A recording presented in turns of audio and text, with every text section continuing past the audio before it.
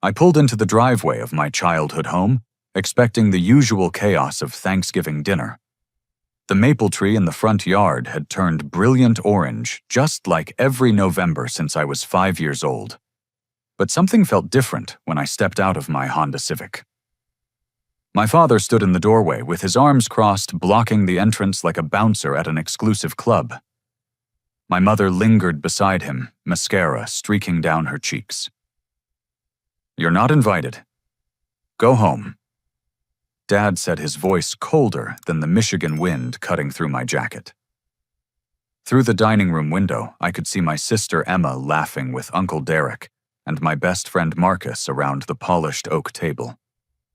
The smell of roasted turkey drifted through the air, mixed with something much more bitter. Standing on the front porch, where I'd taken countless family photos, I felt like I was watching someone else's nightmare unfold.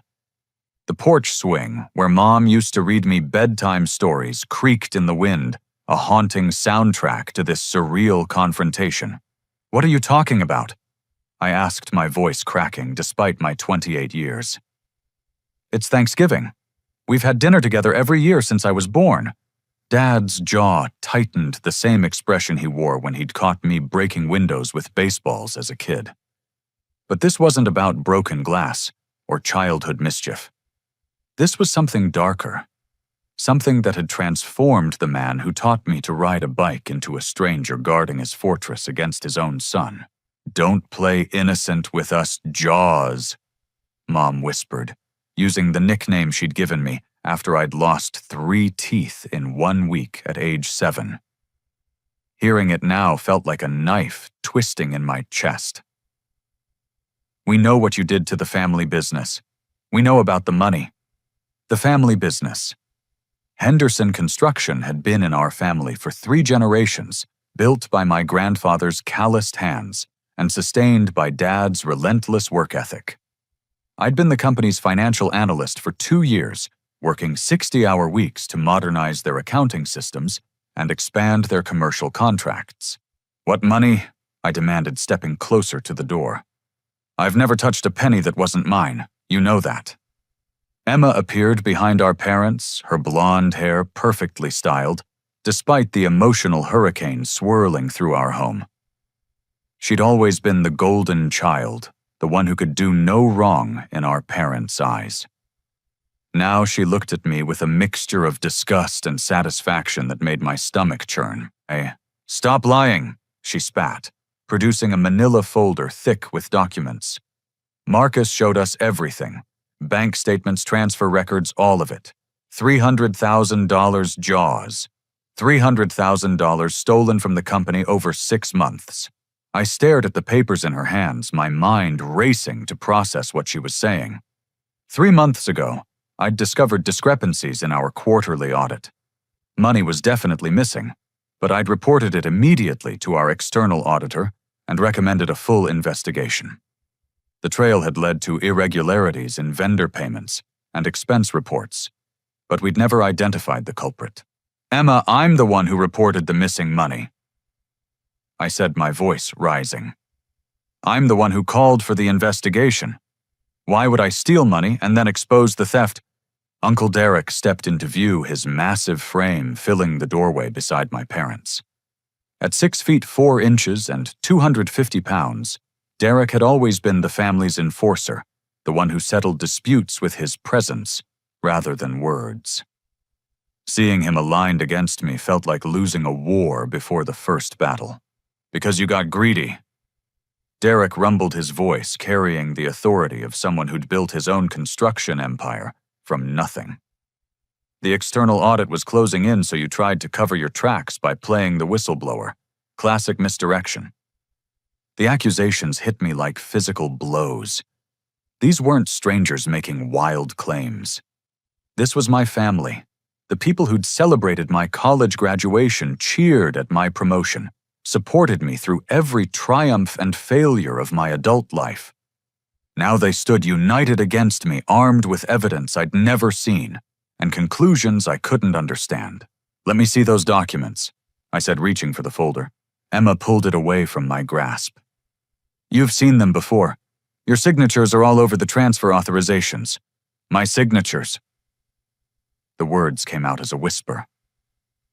"Emma, I never signed any unauthorized transfers. Whatever you're looking at, it's not legitimate." That's when Marcus appeared in the doorway, stepping around my family with the easy confidence of someone who belonged.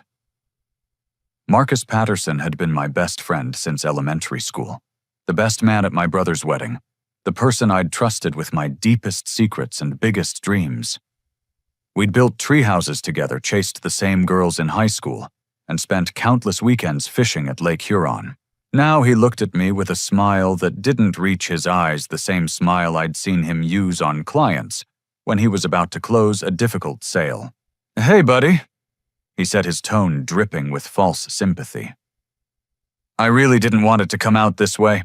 I tried to handle it quietly, but your family deserved to know the truth." "What truth?" I shouted, my composure finally cracking. "Marcus, you know I didn't steal anything. You know I'd never hurt this family." His smile widened, revealing teeth that seemed sharper than I remembered. "Actually, Jaws, there's something else your family should know. Emma and I have been dating for 6 months now. We're in love and we're planning to get married next spring." The world tilted on its axis. Emma moved to Marcus's side, threading her arm through his with practiced ease. The gesture was intimate, familiar, natural, in a way that spoke of months of hidden relationship building. They looked like a couple comfortable in each other's space, united in their purpose. 6 months. I stared at my sister, searching for any sign of the little girl who used to braid friendship bracelets for me during summer camp. "Emma, why didn't you tell me why all the secrecy?" "Because Marcus knew you'd try to sabotage our relationship," she said, her voice gaining strength.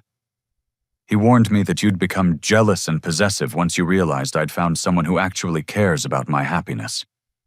The manipulation was breathtaking in its sophistication. Marcus had somehow convinced my sister that I was both a thief and a threat to her romantic future. He'd positioned himself as her protector while painting me as the villain in a story I didn't even know was being written. "This is insane," I said, looking from face to face, searching for any crack in their unified front. "Marcus, we've been friends for 20 years. You know who I am? You know I'd never steal from my own family?" Marcus stepped closer, his voice dropping to a conspiratorial whisper that only I could hear. "Actually, buddy, I know exactly who you are. And now so does everyone else. Funny how things work out, isn't it?" The words hit me like ice water. There was something in his tone, something calculating and cold, that I'd never heard before. This wasn't the Marcus who'd helped me change my first flat tire or stayed up all night helping me study for my CPA exam. This was someone else entirely, someone wearing my best friend's face like a mask. The realization crashed over me with devastating clarity. This wasn't a misunderstanding or a case of mistaken identity. This was a deliberate, coordinated attack designed to destroy my relationship with my family and eliminate me from their lives. The only question was why. I sat in my car for 10 minutes, staring at the house where I'd grown up, watching the warm glow of the dining room windows, where my family was enjoying Thanksgiving dinner without me. The irony wasn't lost on me that I was now the outsider looking in exactly where Marcus had apparently wanted me all along. My phone buzzed with a text from Emma. "Don't try to contact any of us. We've all agreed that we're done with your lies and manipulation. Maybe someday you'll get the help you need, but until then, stay away from our family." Our family. The phrase stung more than any physical blow could have. In the span of 30 minutes, I'd been excommunicated from the only support system I'd ever known, branded as a criminal and a threat to their well-being. But I wasn't going down without a fight. I scrolled through my contacts and found Tyler Morrison, my roommate from Northwestern University, who'd gone on to become a forensic accountant in Chicago. Tyler specialized in white-collar crime investigations, helping law firms and corporations untangle complex financial fraud cases. If anyone could help me understand what was happening, it was him. "Jaws!" Tyler's voice boomed through the speaker, accompanied by the sounds of his own family gathering. "Happy Thanksgiving, brother. How's the Henderson clan treating you?" "Tyler, I need your help," I said, my voice barely steady. "Something terrible has happened, and I don't know where else to turn." The background noise on Tyler's end diminished as he moved to a quieter location. "Talk to me. What's going on?" I explained the entire confrontation from the blocked doorway to the accusations about stolen money to Marcus's revelation about dating Emma. Tyler listened without interruption, his silence growing more ominous as the details piled up. "This sounds like a professional setup," he said finally. "The forged documents, the coordinated family intervention, the romantic manipulation of your sister. Someone with serious financial crime experience designed this operation." "But why would Marcus do this to me?" I asked. "We've been best friends since we were kids. I was the best man at his brother's wedding. I helped him get his job at the investment firm. What could possibly motivate him to destroy my life?" "Money," Tyler said without hesitation. "It's always about money. The question is whether he's trying to steal from your family business, eliminate you as competition for some opportunity, or cover up his own criminal activity by making you the fall guy." Tyler's clinical analysis helped cut through the emotional fog clouding my judgment. This wasn't about friendship or family loyalty. This was about crime, and crime always had logical motives and discoverable evidence. "Can you help me investigate the documents Emma showed me?" I asked. "I never got a close look at them, but if they're claiming I authorized $300,000 in transfers, there should be a paper trail we can analyze." "Absolutely. But I need you to be prepared for what we might find. If Marcus has been planning this for months, the forgeries could be sophisticated enough to fool your family, but sloppy enough for a professional to spot. The question is whether we can gather enough evidence to prove your innocence before he disappears with whatever he's stolen." Tyler paused, and I could hear him thinking through the implications. "Jaws, there's something else you need to consider.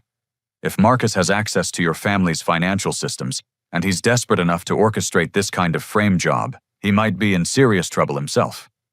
People don't usually burn 20-year friendships unless they're facing something catastrophic." An hour later, my phone rang with Tyler's return call. The speed of his callback told me he'd found something significant.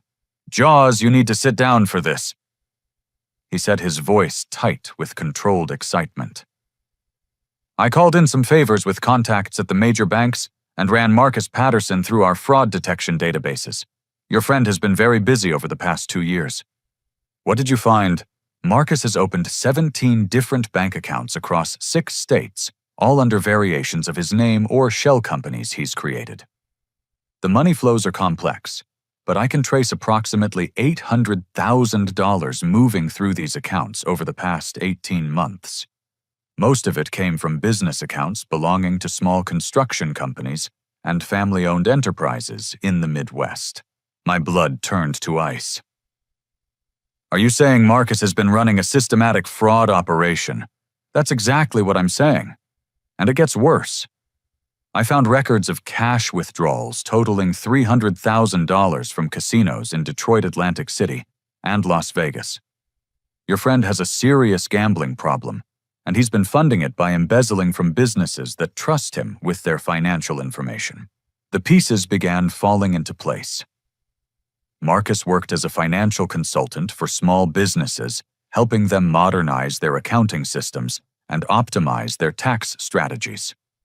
It was the perfect cover for someone looking to identify vulnerable targets and gain access to their financial controls. "Tyler, if Marcus stole $300,000 from our family business, why is he trying to frame me instead of just disappearing?" "Because he stole a lot more than $300,000, Tyler said grimly.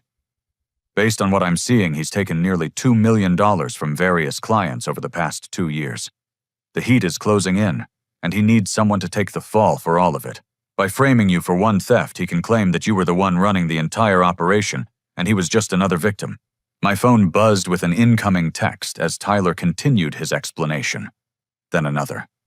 Then a flood of messages that made my phone vibrate continuously against the dashboard. Tyler, I'm getting bombarded with text messages. Let me call you back. I opened my phone to find dozens of messages from family members, family friends, business associates, and people I hadn't spoken to in years. Word of my supposed theft had spread through our tight-knit community like wildfire. Uncle Derek. I can't believe you'd steal from your own family. Your grandfather would be ashamed. My cousin Sarah. Mom told me what you did to Uncle James's business. How could you betray people who love you? My high school football coach. Heard about the trouble you're in, son. Hope you get the help you need. Mrs. Patterson, Marcus's own mother, I'm so disappointed in you, Jaws. Marcus is heartbroken that his best friend turned out to be a criminal. The messages kept coming, each one a dagger to my reputation and my sense of identity. Someone had systematically contacted everyone in my personal and professional network, spreading a carefully crafted narrative about my supposed crimes. This wasn't just about framing me for one theft. This was about destroying my entire life, making it impossible for me to rebuild, even if I eventually proved my innocence. But it was the final message that made my hands shake with rage. Marcus. I'm sorry it had to come to this, buddy.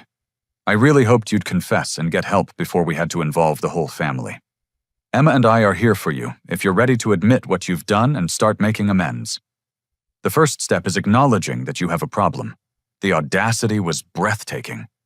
Marcus was positioning himself as my concerned friend, offering support and forgiveness for crimes he had committed himself. He'd turned my own family against me and then offered to help me through the crisis he'd created. But Tyler's investigation had given me something Marcus didn't know I had: hope. For the first time since being turned away from my family's door, I had evidence that I was being manipulated by a career criminal who'd been planning this destruction for months. I called Tyler back, my voice steadier than it had been all day. Tyler, we need to move fast. Marcus just sent me a text positioning himself as my supportive friend who wants to help me through my confession and recovery. He's not just framing me. He's building a public record of his own innocence and concern for my well-being. Smart, Tyler admitted grudgingly. If this goes to court, he can point to documented evidence of him trying to help you rather than destroy you. He's thinking several moves ahead. Can we beat him at his own game? Tyler was quiet for a long moment. Maybe. But we're going to need more than bank records and suspicious patterns. We need proof that he forged your signatures, evidence that he's been gambling with stolen money, and documentation of his other victims.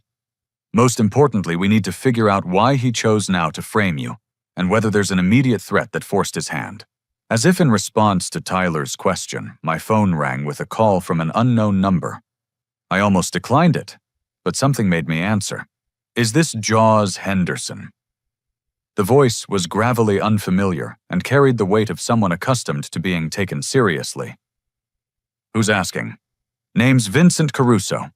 I think you and I need to have a conversation about your friend Marcus Patterson. He owes me a considerable amount of money, and he's been telling me some interesting stories about your family's business assets. My blood turned to ice. Marcus hadn't just stolen money to fund his gambling addiction. He'd borrowed money from dangerous people, and now they were coming to collect from anyone connected to his financial schemes. I don't know what Marcus told you, but I don't have anything to do with his debts. I said, trying to keep my voice steady. Vincent chuckled, a sound like gravel in a cement mixer. That's not what he told me, son. According to Marcus, you and your family's construction company are very much involved in his business arrangements. In fact, he's offered your family business as collateral for his outstanding obligations. The phone call ended, leaving me staring at the dark windows of my Honda Civic, while my entire world collapsed around me. Marcus hadn't just framed me for theft and turned my family against me. He'd put them in physical danger by using their business as collateral for debts to criminals. Everything I thought I understood about this situation had just changed. This wasn't just about clearing my name anymore. This was about protecting my family from threats they didn't even know existed, even if they currently hated me for crimes I didn't commit. The war Marcus had started was about to escalate in ways he never anticipated. Tyler caught the first flight out of Chicago the next morning, arriving at Detroit Metro Airport with a black briefcase that looked like something from a spy movie. We met at a Denny's near the airport, far enough from my hometown to avoid any chance encounters with family members or their allies. Before we dive into what I found, you need to understand the scope of what we're dealing with, Tyler said, spreading documents across the sticky table. This isn't just about Marcus stealing money or framing you for theft. This is about a systematic long-term operation designed to infiltrate and exploit multiple family businesses across the region. He opened a manila folder containing bank statements, property records, and business filings that painted a picture far more disturbing than I'd imagined. Marcus hadn't stumbled into criminal behavior because of gambling addiction. He'd been operating as a professional predator for years, targeting family-owned businesses with specific characteristics that made them vulnerable to financial manipulation. "Look at this pattern," Tyler said, pointing to a spreadsheet he'd created. Over the past 3 years, Marcus has provided financial consulting services to 11 family businesses in Michigan, Ohio, and Indiana. All of them are second- or third-generation companies with aging founders, adult children, involved in management and substantial assets, but relatively unsophisticated financial controls. I studied the list, recognizing several company names from local business networking events. Henderson Construction was just one target in a carefully curated portfolio of potential victims. But Tyler, Marcus and I have been friends since elementary school. How could he have been planning this for 3 years when he's known my family his entire life? Tyler's expression grew grim as he pulled out another set of documents. That's where it gets really disturbing. I did some digging into Marcus's background, and there are some gaps in his personal history that don't add up. He showed me a timeline he'd constructed of Marcus's life, highlighting periods where official records were sparse or contradictory. Marcus Patterson graduated from Michigan State with a degree in finance, but there's no record of him attending classes or living on campus during his junior year. His student loans were paid by a company that doesn't appear to exist anymore. His first job after graduation was with an investment firm that was shut down by federal regulators for securities fraud. The revelation hit me like a physical blow. "Are you saying Marcus has been involved in financial crimes since college?" "I'm saying Marcus Patterson might not even be his real name," Tyler replied. "The social security number he's been using belongs to a child who died in a car accident in 1987. His driver's license was issued using falsified birth records. Your childhood friend might be someone else entirely, someone who assumed the identity of the real Marcus Patterson and has been living in your community specifically to identify and exploit targets like your family." I stared at the documents, my mind struggling to process the implications. Every shared memory from our childhood, every moment of genuine friendship I thought we'd experienced, might have been part of an elaborate deception spanning decades. "But we went to elementary school together," I protested. "There are yearbook photos, teacher records, other classmates who remember him." Tyler nodded sympathetically. "Identity assumption works best when you target someone from a community you actually lived in as a child. The real Marcus Patterson probably was your elementary school classmate. But the person you've been calling your best friend for the past 15 years might be someone else who studied his life and took over his identity when the real Marcus died or disappeared." He pulled out a photograph from his briefcase, a grainy image that looked like it had been taken from a surveillance camera. This photo was taken at a casino in Las Vegas 6 months ago. The man in the center is using Marcus Patterson's credit cards and identification, but look at his companions. I studied the image, recognizing Marcus's profile, but not the dangerous-looking men flanking him at a poker table. They looked like characters from a crime movie, the kind of people who settled debts with violence rather than lawsuits. "Vincent Caruso," Tyler said, pointing to a heavyset man with graying hair and expensive jewelry. "He runs a loan shark operation out of Detroit, but he's sophisticated enough to make most of his business look legitimate. He owns restaurants, construction companies, and financial services firms that serve as fronts for money laundering and high-interest lending to desperate gamblers." The phone call from the previous evening suddenly made perfect sense. Marcus hadn't just borrowed money from dangerous people. He'd become entangled with an organized crime operation that viewed my family's business as a recoverable asset. "Tyler, if Marcus is working with people like this, my family is in immediate physical danger. Vincent Caruso doesn't strike me as someone who accepts bankruptcy as an excuse for non-payment. That's why we need to move fast, Tyler agreed. But there's more you need to know about the scope of this operation. He opened his laptop and showed me a complex financial diagram mapping money flows between dozens of accounts, shell companies, and business entities. Marcus hasn't been working alone. This operation requires sophisticated knowledge of banking regulations, business law, and identity theft techniques. Vincent Caruso's organization has been running this scheme in multiple states, using people like Marcus to infiltrate communities and identify targets. How many families has he destroyed? Based on what I can document, at least 30 families over the past 5 years have lost their businesses or suffered major financial losses after hiring consultants connected to Caruso's network. The pattern is always the same. Establish trust gain, access to financial systems, steal systematically over months or years, then frame someone else for the crimes while the actual perpetrator disappears into a new identity. Tyler's investigation had revealed a criminal enterprise far more extensive and dangerous than a simple case of embezzlement. My family wasn't just dealing with a gambling addict who'd made desperate choices. We were confronting an organized crime operation that had been planning our destruction for years. There's something else, Tyler said, his voice dropping to a whisper. I found security footage from a camera system near your family's house. Marcus has been entering your childhood home regularly for the past 3 months, always when your parents are away. Emma gave him a key, but he's been using it for more than romantic rendezvous. He showed me time-stamped footage of Marcus entering through the back door carrying a briefcase and wearing latex gloves. The images showed him moving through the house with purpose, spending time in Dad's home office and my old bedroom. He's been planting evidence, I realized. The bank statements Emma showed me, the transfer authorizations with my forged signature. He's been setting up the frame job for months, building a case against me piece by piece. And here's the most disturbing part, Tyler said, pointing to a particular timestamp. This footage was taken 3 days before Thanksgiving. Marcus knew exactly when your family was going to confront you, because he planned the entire timeline.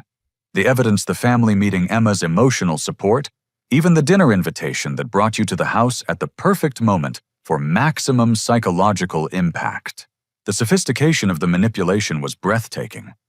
Marcus hadn't just committed financial crimes. He'd orchestrated a psychological warfare campaign designed to destroy my relationship with my family, while positioning himself as their protector and new family member. Tyler, we have enough evidence to prove Marcus is a criminal and that I've been framed.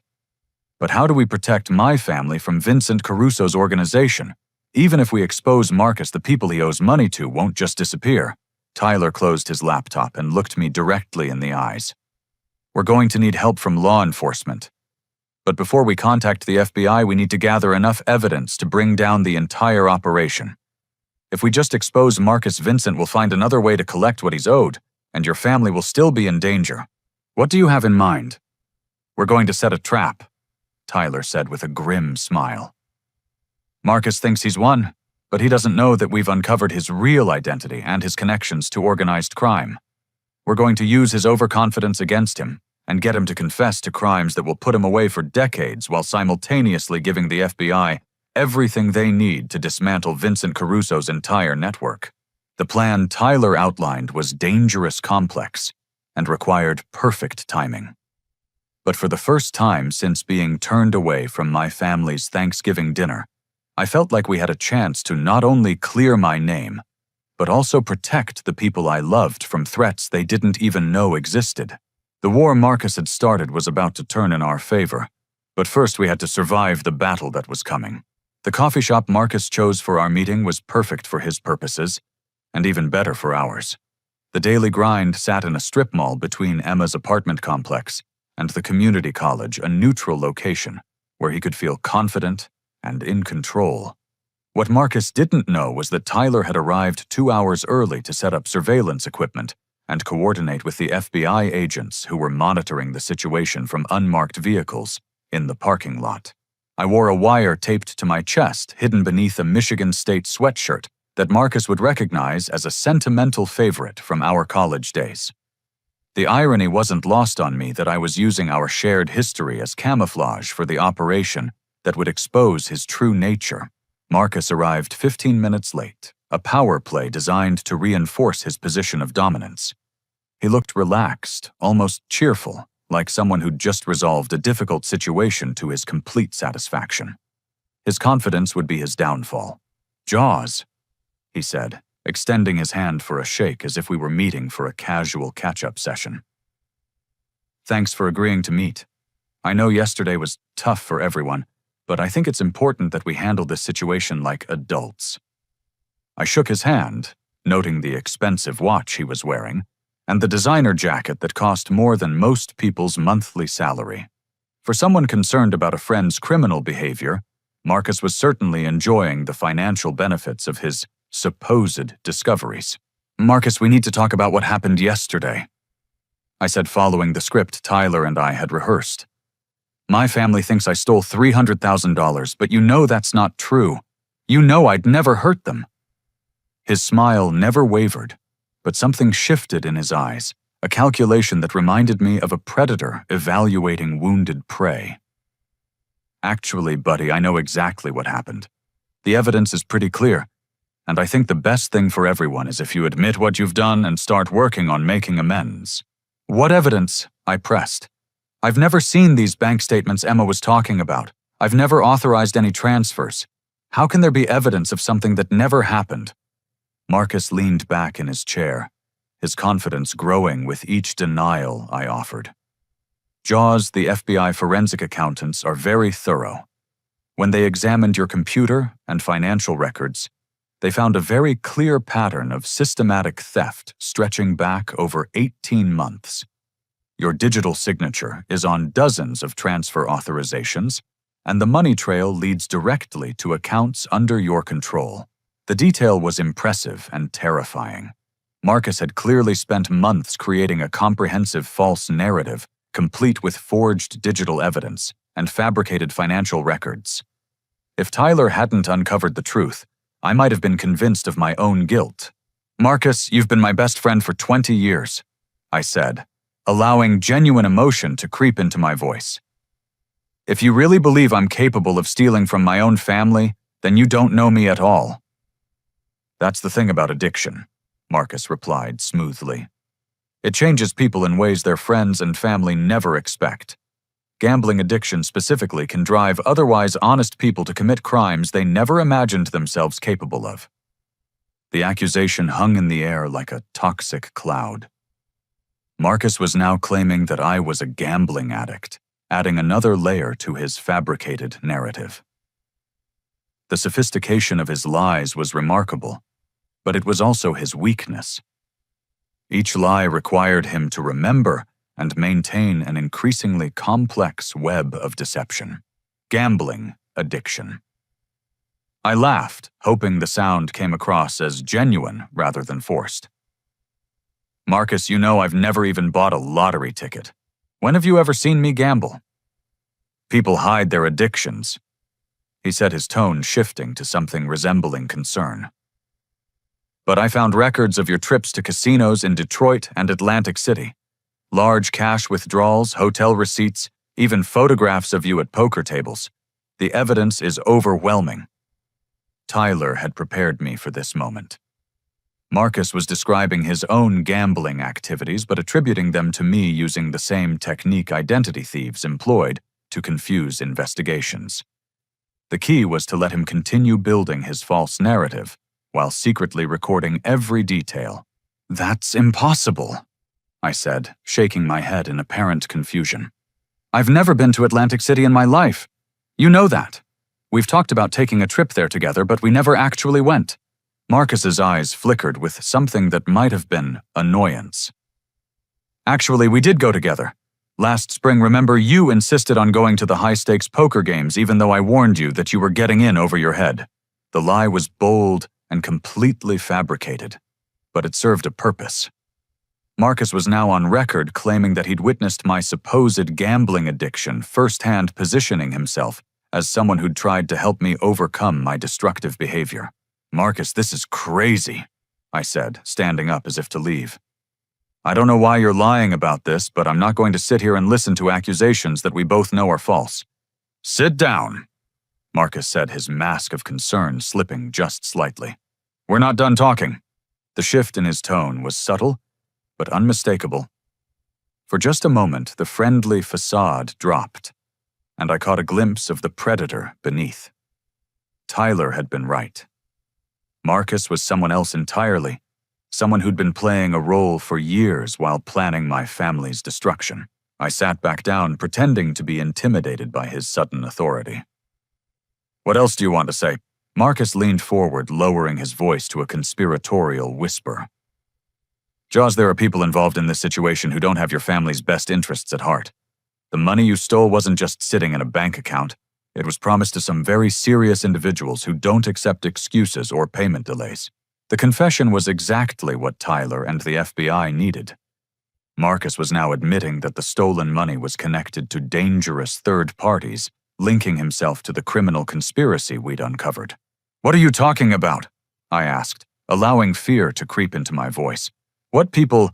Let's just say that Vincent Caruso isn't the kind of person who forgets about debts. Marcus said, his confidence returning as he interpreted my fear as genuine rather than performance. He's been very patient, but his patience has limits. If the money isn't returned soon, he's going to start collecting from other family assets. The threat was explicit and recorded. Marcus had just confessed to involving my family in a debt arrangement with a known criminal, using their business as collateral without their knowledge or consent. Marcus, how do you even know Vincent Caruso? I asked, pushing for more details. And what does any of this have to do with my family's business?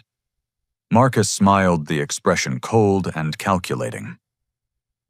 I know Vincent because I've been working with him for 3 years, identifying businesses with sufficient assets to serve as collateral for high-interest loans. Your family's construction company was always the prize target, but I needed time to gain their trust and access their financial systems. The admission was comprehensive and damning. Marcus had just confessed to being part of a criminal conspiracy, using his relationship with my family to facilitate organized crime activities. So you've been lying to me for 3 years? I asked, my voice rising with apparent shock and betrayal. I've been lying to you for a lot longer than that. Marcus laughed, the sound devoid of any warmth or friendship. Did you really think it was a coincidence that I moved back to town, right when your family's business started expanding? Did you think it was luck that I happened to specialize in exactly the kind of financial consulting your father needed? The confession continued, each word another nail in the coffin of his defense. Tyler and the FBI were recording a career criminal admitting to years of premeditated fraud, identity theft, and conspiracy. But Marcus wasn't finished. The best part is that your family actually believes I'm protecting them from you. Emma thinks I'm her knight in shining armor, rescuing her from a criminal brother. Your parents think I'm the son they wish they'd had, someone trustworthy and reliable who would never steal from the people who love him. His satisfaction was evident, the pleasure of a predator who'd successfully deceived his prey for years. But that satisfaction was about to become his greatest vulnerability. Marcus, I said quietly, there's something you should know. What's that, buddy?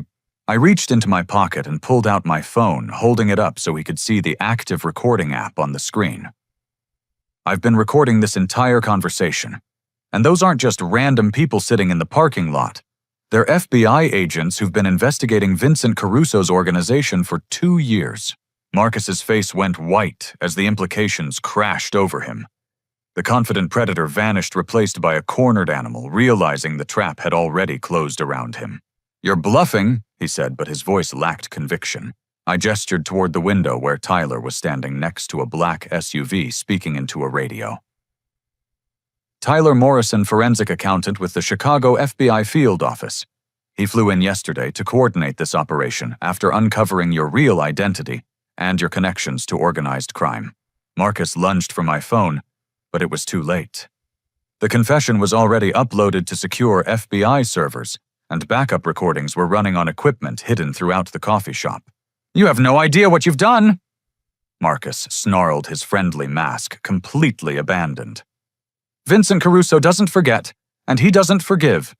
Even if you've recorded me confessing, he's still going to collect what he's owed from your family's assets. Actually, I said, standing up as FBI agents entered the coffee shop from multiple directions. Vincent Caruso was arrested this morning along with 15 members of his organization. Your confession was the final piece of evidence they needed to secure federal racketeering charges against the entire network. Marcus's world collapsed in real time as he realized that his elaborate scheme had not only failed, but had provided law enforcement with everything they needed to dismantle the criminal enterprise he'd been part of for years. Agent Sarah Chen approached our table, her badge clearly visible, and her expression professionally stern. Marcus Patterson, also known as Michael Reynolds, also known as David Thompson. You're under arrest for fraud, racketeering, identity theft, and conspiracy to commit organized crime. As the handcuffs clicked around Marcus's wrists, he looked at me with a mixture of rage and something that might have been respect. You always were smarter than I gave you credit for, Jaws. I just wish you'd used that intelligence to mind your own business. The operation was over, but the real work was just beginning. Now I had to convince my family that everything they believed about me was based on lies, and everything they believed about Marcus was a carefully constructed deception designed to destroy their lives. The war was won, but the battle for my family's trust was about to begin. The arrest of Marcus should have been the end of the nightmare, but it was actually just the beginning of a more dangerous phase. 3 hours after the coffee shop confrontation, as I was giving my statement at the FBI field office in Detroit, Agent Chen received a phone call that changed everything. Vincent Caruso's arrest didn't go as smoothly as we hoped, she told me, hanging up her cell phone with a grim expression. 2 of his top lieutenants escaped the raid, and they've made it clear that they consider your family responsible for the collapse of their money laundering operation. The implications hit me like a physical blow. Even though we'd proven my innocence and exposed Marcus's crimes, the dangerous people he'd been working with weren't going to simply write off their losses and disappear.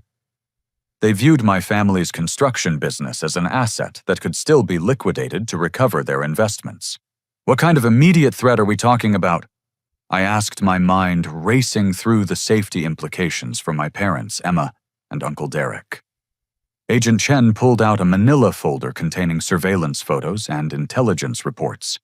Vincent's organization operated as a sophisticated financial network, but enforcement was always handled through intimidation and violence. The 2 men who escaped, Tony Ricci and Carlo Mendoza, are specialists in debt recovery and asset forfeiture. They've been known to burn down businesses, threaten family members, and use kidnapping to motivate compliance. She showed me photos of 2 men who looked like they'd stepped out of a crime movie. Tony Ricci was a compact, muscular man with scarred hands and dead eyes. Carlo Mendoza was taller, leaner, with the kind of calm expression that suggested violence was just another business tool. How much time do we have before they make their move? I asked. Unknown, Agent Chen replied. But our intelligence suggests they're already in the area. A rental car matching the description of their vehicle was spotted near your family's neighborhood this morning. The FBI's protection capabilities were limited by jurisdiction and resources. They could maintain surveillance on my family for a few days, but long-term protection would require my family's cooperation and understanding of the threat they faced. The problem was that my family still believed I was a criminal, and Marcus was their protector. Agent Chen, my family won't even speak to me right now, let alone listen to warnings about organized crime threats, I said. They think I'm the danger they need protection from. That's why we need to move fast, she replied. We're going to arrange a controlled family meeting where you can present the evidence of Marcus's crimes and explain the real situation. But first we need to secure your family's location and make sure Tony and Carlo don't get to them before we can arrange protection. The next 6 hours were a blur of coordination and tactical planning. FBI surveillance teams took positions around my parents' house, Uncle Derek's construction office, and Emma's apartment complex. Agent Chen contacted local law enforcement to brief them on the situation and request additional patrol coverage in the areas where my family lived and worked. But at 4:30 in the afternoon, everything went wrong. My phone rang with a call from Emma's number, but the voice that answered wasn't my sister's. "Is this Jaws Henderson?" The accent was slight, but unmistakable, the careful pronunciation of someone who'd learned English as a second language. "Who is this?" I demanded, though I already knew the answer. "My name is Tony Ricci. Your sister Emma is spending some time with my associate and me while we discuss a business matter related to Marcus Patterson's outstanding obligations." The kidnapping threat Agent Chen had warned about was now reality. Tony and Carlo had Emma, and they were using her as leverage to force some kind of negotiation. "If you hurt her," I started, but Tony cut me off with a laugh. "Nobody gets hurt if everyone acts reasonably." He said, his accent making the word sound more ominous. "Marcus Patterson owed our organization $800,000 secured by assets from your family's construction business. Marcus is no longer available to fulfill his obligations, so the debt transfers to the collateral. My family had nothing to do with Marcus's debts," I said, gesturing frantically to Agent Chen, who was already coordinating a trace on the call. "They don't even know he was involved with people like you." "That's not our problem," Tony replied coldly. "Business is business. Your sister will remain safe as long as your family signs over ownership of Henderson Construction to settle Marcus's debt. If they refuse, or if you involve law enforcement, your sister will disappear permanently."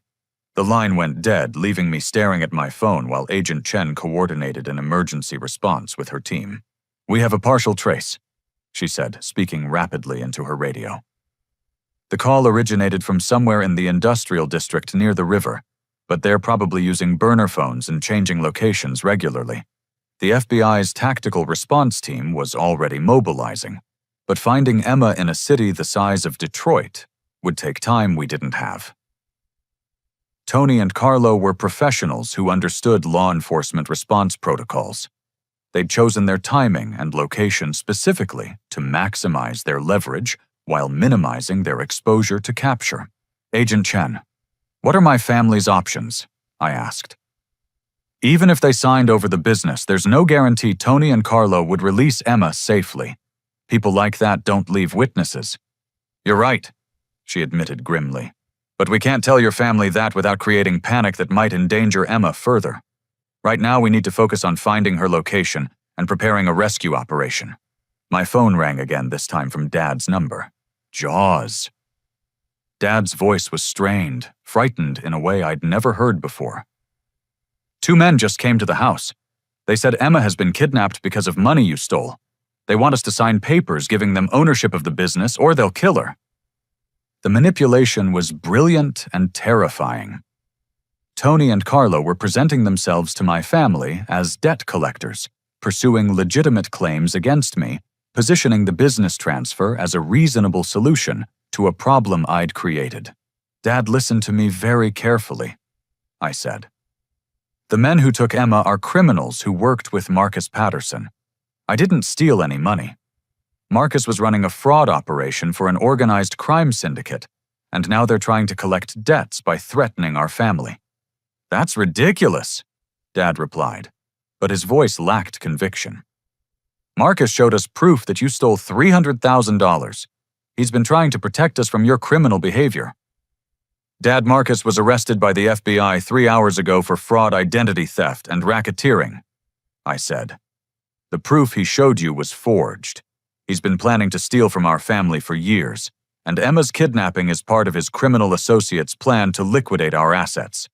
The silence on Dad's end stretched for long seconds as he processed information that contradicted everything he'd believed for the past 24 hours. "If Marcus was arrested, how do we know Emma's kidnapping isn't something you arranged to cover your tracks?" he asked finally. The question hit me like a physical blow. Even facing his daughter's kidnapping, Dad's trust in me had been so thoroughly destroyed that he considered me capable of orchestrating violence against my own sister. "Dad, I'm at the FBI field office right now. I'm working with federal agents to find Emma and arrest the people who took her. You can verify everything I'm telling you by calling the number Agent Chen is about to give you. Agent Chen took my phone and spoke directly to my father, providing federal badge numbers and case file information that he could independently verify. The conversation lasted 10 minutes, with Dad asking detailed questions about the evidence against Marcus and the scope of the organized crime investigation. When Agent Chen handed my phone back, Dad's voice had changed completely. "Son, I owe you an apology that I can't even begin to express." He said, his words heavy with shame and regret. "We should have trusted you. We should have investigated before believing Marcus's lies. Now Emma is in danger because we were too proud and too stupid to see what was really happening." "Dad, we'll have time to talk about apologies after we get Emma back safely," I said. "Right now I need you and Mom to pack essential items and go to Uncle Derek's house. The FBI is setting up a command post there, and you'll be safer with federal protection until this is resolved." The next phase of the crisis was about to begin, but for the first time since being turned away from Thanksgiving dinner, my father and I were on the same side. The question was whether we could find Emma before Tony and Carlo decided that holding a hostage was more trouble than it was worth. The real war was just beginning, and Emma's life hung in the balance. Uncle Derek's construction office had been transformed into a makeshift command center, with FBI agents monitoring communications equipment, while tactical teams coordinated search patterns across the industrial district. The irony wasn't lost on me that the family business Marcus had tried to steal was now serving as headquarters for the operation to save Emma's life. Agent Chen spread maps across Derek's conference table marking potential locations where Tony and Carlo might be holding my sister. Red pins indicated abandoned warehouses, blue pins marked construction sites, and yellow pins showed buildings with recent rental activity that could provide temporary hideouts. "The challenge is that they're professionals," Agent Chen explained to my assembled family. "Tony Ricci and Carlo Mendoza have been running kidnapping and extortion operations for Vincent Caruso's organization for 5 years. They understand law enforcement tactics, and they've chosen Detroit specifically because they know the territory."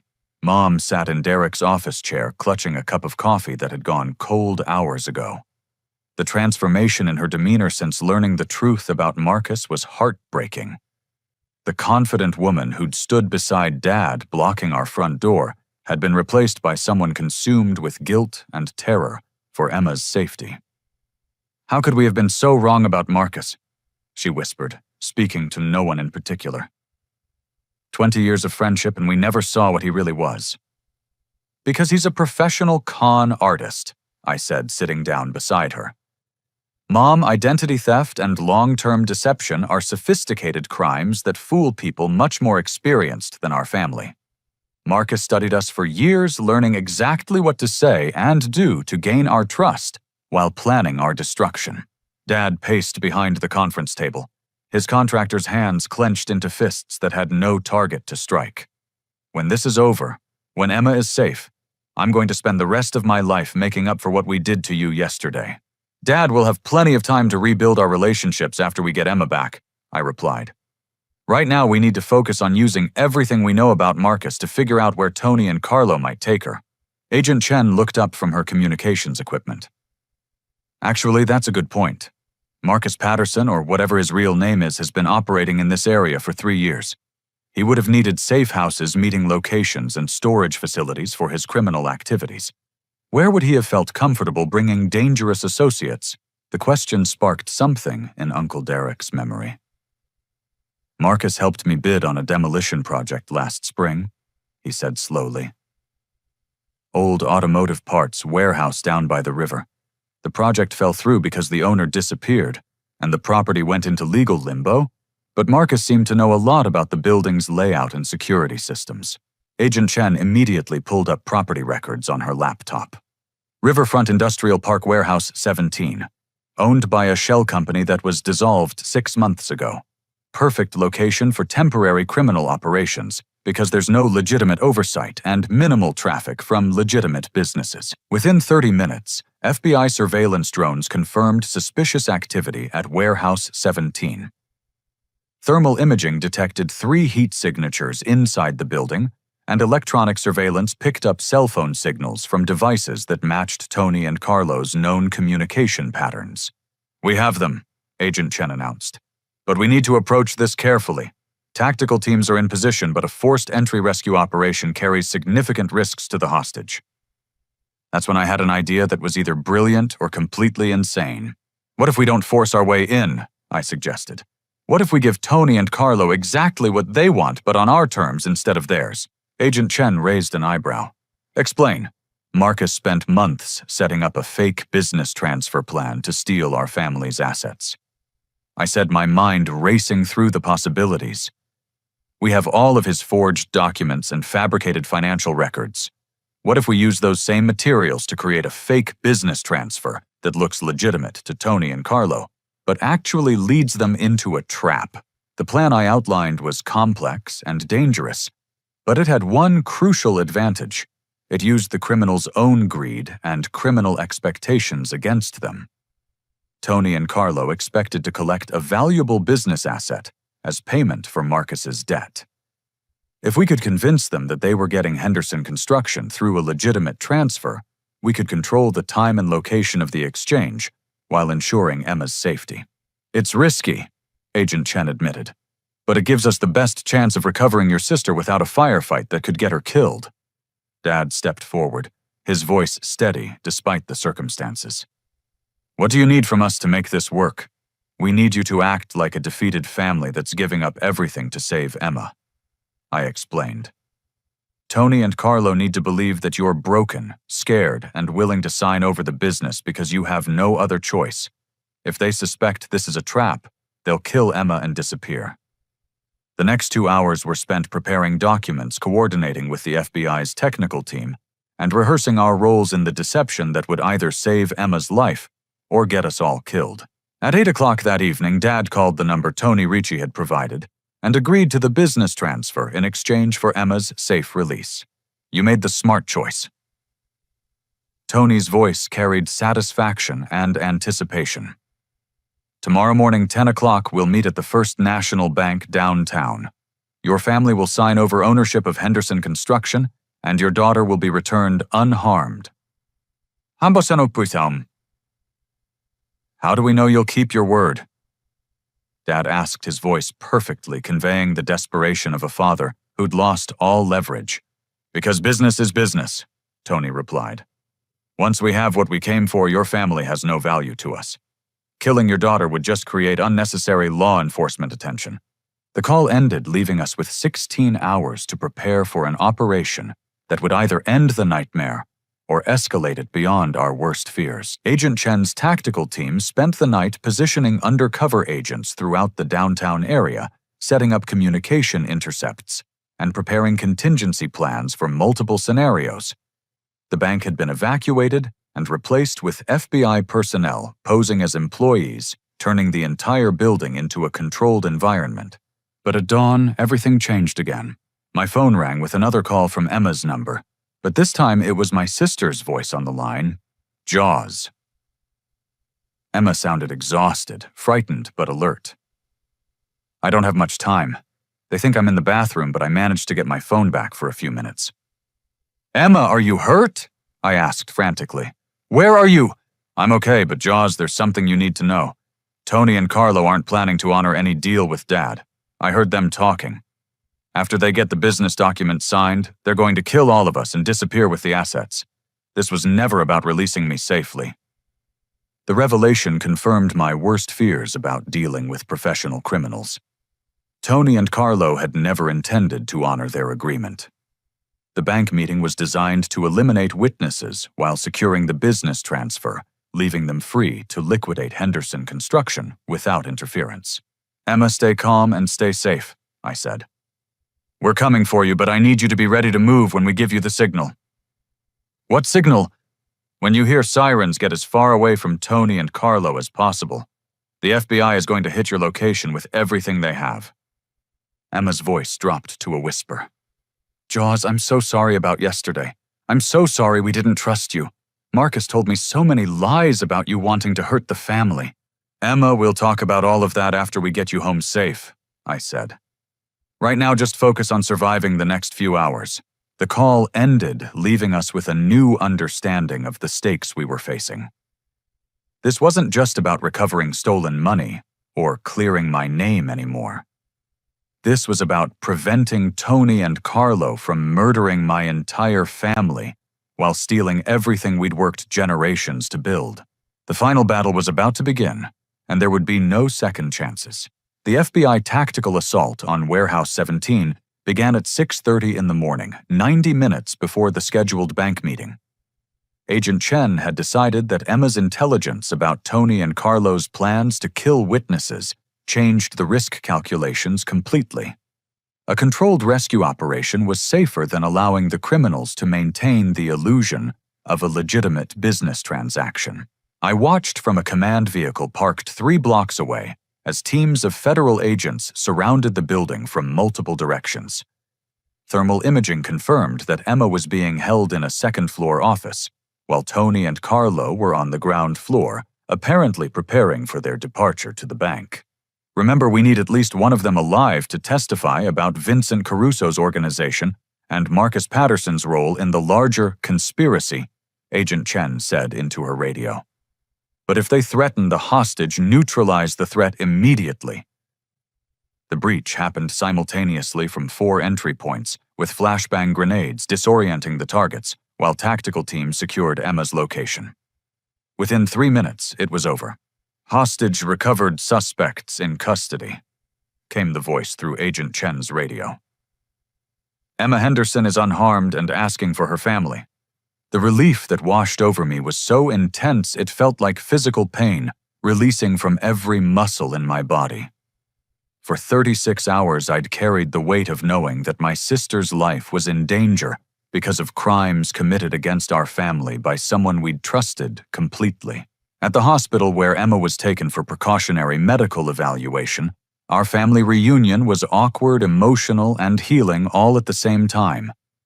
The past 2 days had destroyed assumptions we'd held about each other for decades, while revealing truths that none of us had been prepared to face. Jaws, I don't know how to apologize for what we did to you, Emma said, her voice hoarse from crying. Marcus told me you were planning to sell the business and cut everyone out of their inheritance. He showed me documents that looked so real, so official. He said you'd been gambling away company money and that he was trying to protect the family from your addiction.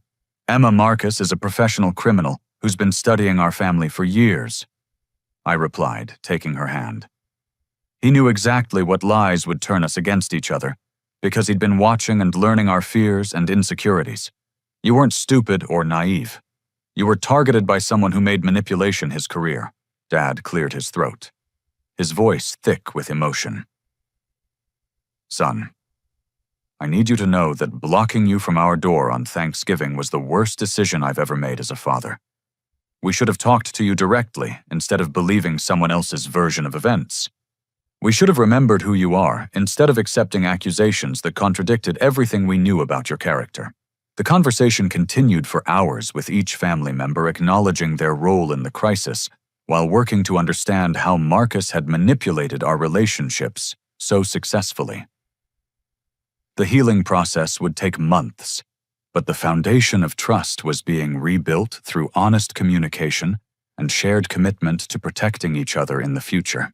3 weeks later, Marcus Patterson, whose real name turned out to be Michael Reynolds, was sentenced to 12 years in federal prison for fraud, racketeering, identity theft, and conspiracy charges. The investigation Agent Chen led had uncovered a criminal network spanning 8 states with dozens of victims who'd lost their businesses or life savings to sophisticated financial predators. Vincent Caruso received 25 years for organizing the criminal enterprise, while Tony Ricci and Carlo Mendoza were sentenced to 15 years each for kidnapping, extortion, and conspiracy charges. The entire organization was dismantled, with assets seized and distributed to victims who'd lost money to their various schemes.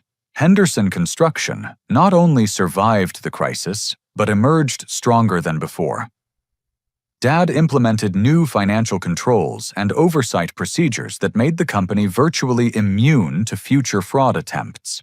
He also made me chief financial officer and gave Uncle Derek a partnership stake that reflected his decades of loyalty and support.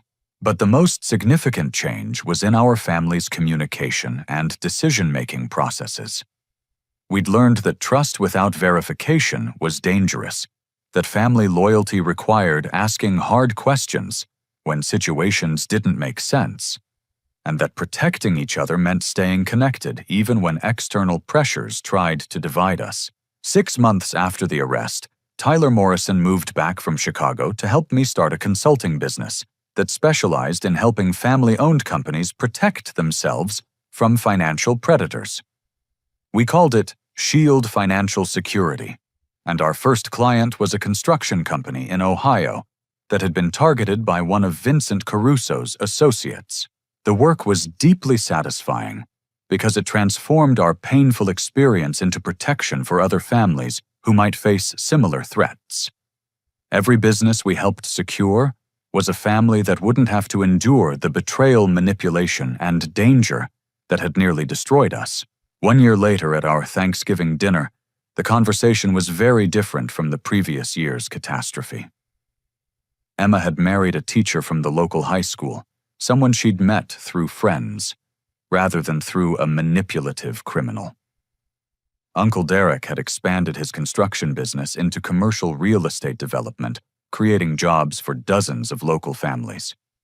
Mom and Dad had started a non-profit organization dedicated to educating families about financial fraud prevention, speaking at community centers and business associations about the warning signs of manipulation and the importance of independent verification of financial claims.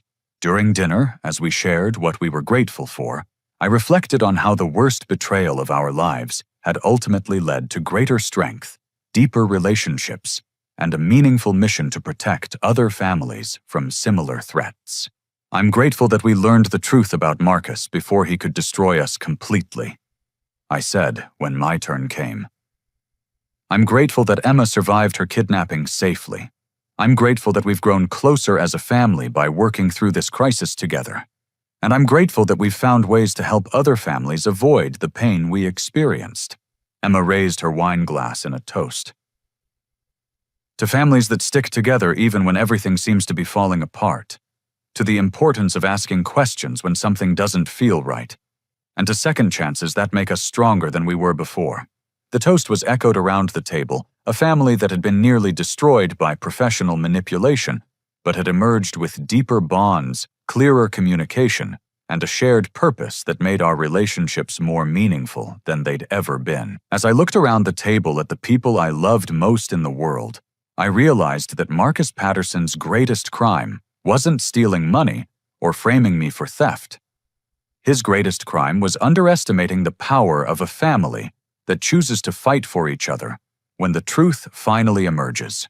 Trust must be earned and verified, but genuine love can survive even the most sophisticated deceptions when people choose accountability, growth, and protection over pride and assumptions. Sometimes the worst betrayals lead to the greatest transformations, and the families that survive together become stronger than they ever imagined possible. Have you ever experienced betrayal from someone you trusted completely? And how did you rebuild those relationships afterward?